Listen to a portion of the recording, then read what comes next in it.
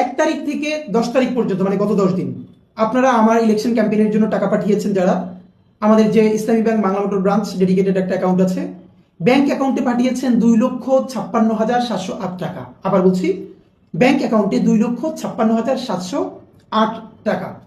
বিকাশে পাঠিয়েছেন গত 10 দিনে 2,50,456 টাকা। বিকাশে 2,50,456 টাকা। নগদে পাঠিয়েছেন গত 10 দিনে 47,801 টাকা।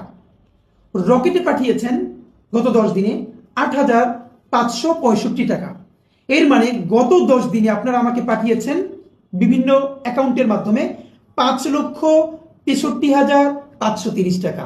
এর সাথে আপনারা জানেন, আমি যখন প্রতিদিন ক্যাম্পেইনে বের হই, আমাদের বিভিন্ন একদম জুনিয়র ভাই বন্ধু থেকে শুরু করে আমাদের মা খালা, আমাদের আঙ্কেল আন্টিরা আমাকে 20 টাকা থেকে শুরু করে 500-1000 টাকা হাতের মুঠোয় দিয়ে দেন। আমরা গত 10 দিনে সেরকম যেটা পেয়েছি এটা 61,350 টাকা। গত 10 দিনে আমি যখন রাস্তায় হাঁটি, এবং আমি রাস্তায় হাঁটি না, এটা একটা বলে রাখি, গতকালকে আমাদের একটা টিম একটা ওয়ার্ডে কাজ করছিল।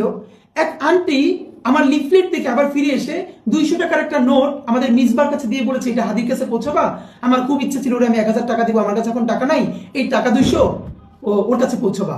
আন্টি, আপনি যদি আমার এই আজকে কথা শুনে থাকেন, আপনাকে আমার অনেক সালাম। আমি এই টাকাটা যত্ন করে বাসায় রেখে দিয়েছি।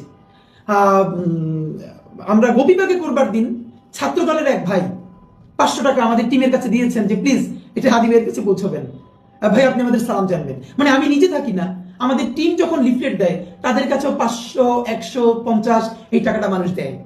তো এটা আমাদের জন্য অত্যন্ত আনন্দের। সুতরাং গত 10 দিনে ক্যাশ পেয়েছি।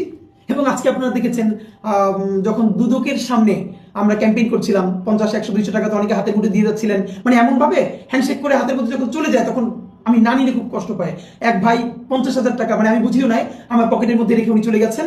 একটু পরে আমি একটু মানে উঠাইয়া দেখার জন্য যে পকেট থেকে মিস হয়ে যায় কিনা ওদের হাতে দিব, তখন দেখলাম যে 50,000 টাকার একটা বান্ডেল, এবং এইটা সহ 61,350 টাকা এসেছে। এর মানে গত 10 দিনে আমার কাছে নগদ এবং বিভিন্ন অ্যাকাউন্ট সহ 6,24,880 টাকা এসেছে। সম্ভবত তারেক রহমান সাহেব বলেছেন যে আপনারা প্রতীক দেখে ভোট দিবেন। আপনাদেরকে বিনীত অনুরোধ করি, আপনারা শুধু প্রতীক দেখে নয়, আপনারা প্রধানত প্রার্থী দেখে ভোট দিবেন, প্রতীক নয়, প্রার্থী দেখে ভোট দিবেন।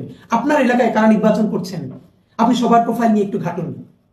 বিএনপির কে, জামাতের কে, এনসিপির কে, স্বতন্ত্রকে, সবার উপর একটু আধা ঘন্টা সময় দিন।